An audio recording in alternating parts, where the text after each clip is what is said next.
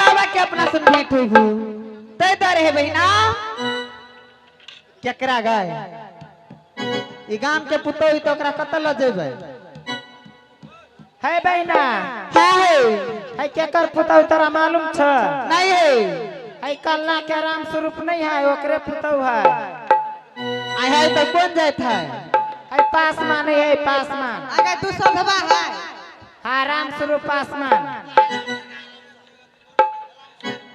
आ गई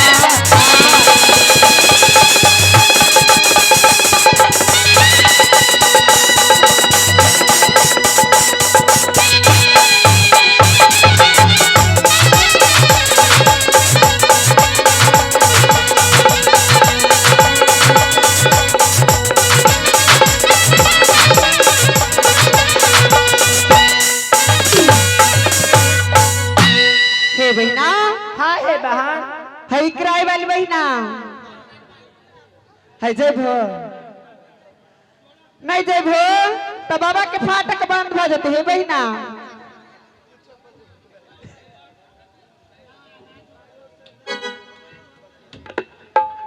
जोगे बंटी हे बहिना हाय बहन जेब कि नहीं है बहिना तो हाय हाय आप कला नहीं जाए तो नहीं जेबा तो क्या हमार तरकारी भी कहते बाबा हमरा घर चल अइते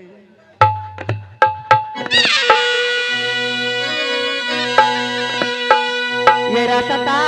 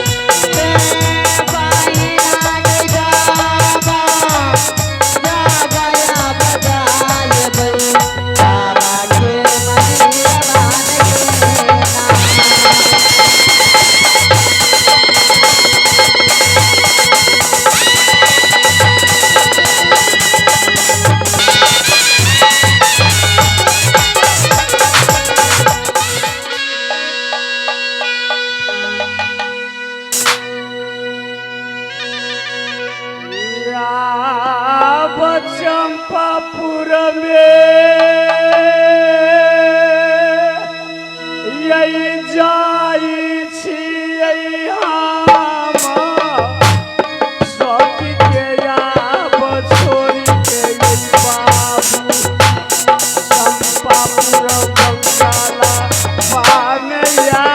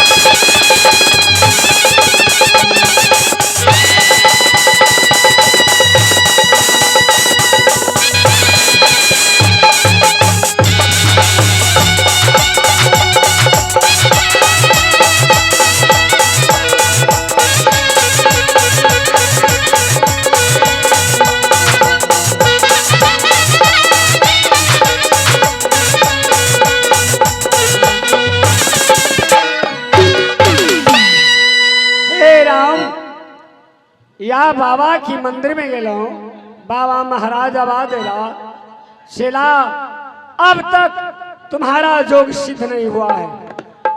इस समय तुम चंपापुर बंगाल में जाओ। ए चंपापुर बंगाल की राजा चंपापुर में ए सती लाडली नाम की स्वयंवर है बेटा।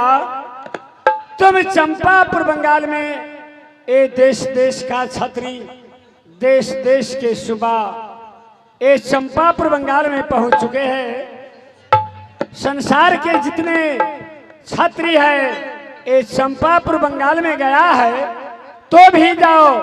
वहां सती लाडली नाम की लड़की है उनको स्वयंवर है तो स्वयंवर में जाओ।